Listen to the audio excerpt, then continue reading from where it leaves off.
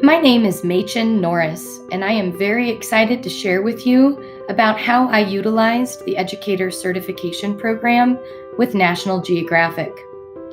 Franklin Middle School is located in Greeley, Colorado, approximately an hour northeast of Denver.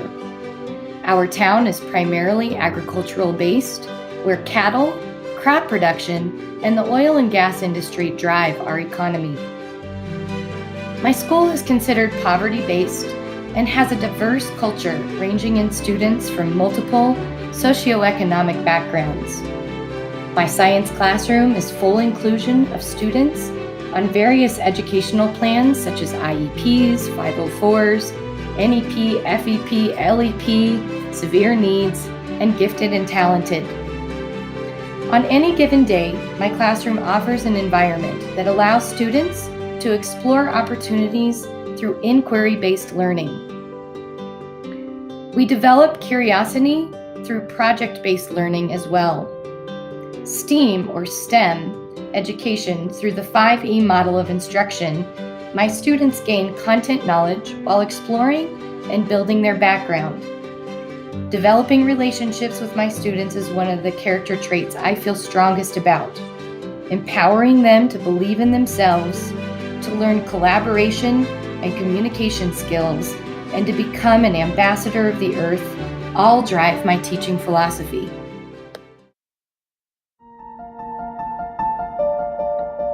Wildfires. It wasn't until I hiked up Storm King Mountain out of Glenwood Springs this last summer till I realized the impact it has on humans and the natural world.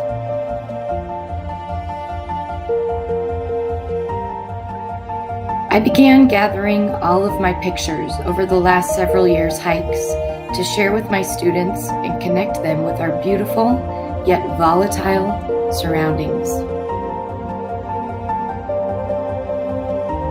It is these images which started an 8-week unit to engage my students in this project.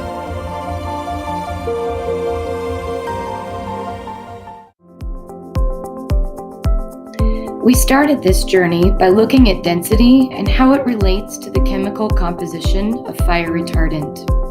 The Greeley Wildland Fire team then came into my classroom and spoke about fire behavior and aircraft used to support wildfire suppression. We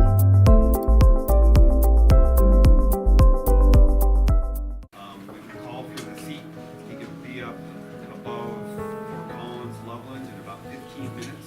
Sometimes he even beats us to the fire.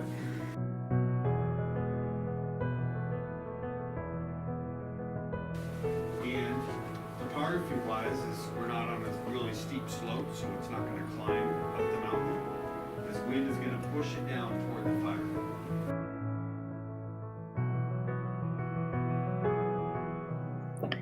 My students then connected their learning of carbon and soil composition through the High Park Fire, which occurred outside Fort Collins in June of 2012.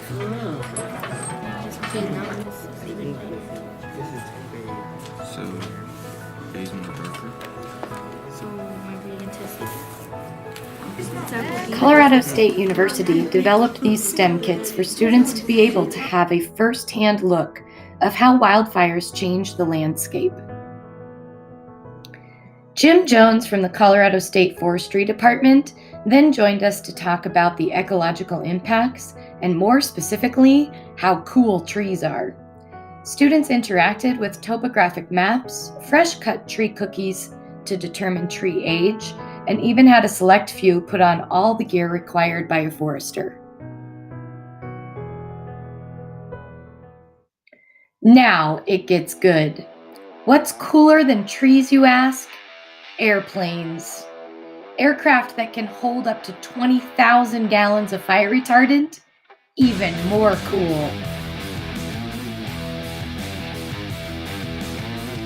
For my student STEAM challenge, they were to build a contraption primarily out of recycled goods in order to carry approximately 4 ounces of homemade fire suppressant, aka water, red food dye, and gelatin. Check out what they came up with. Time to press right here. The tape is right here. And you know, this side, so the stream will go this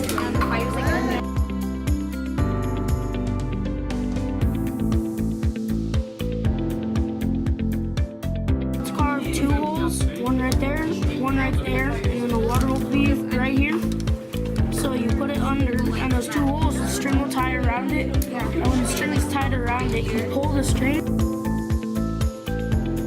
Is that it's like bending, so like we need something heavier over here.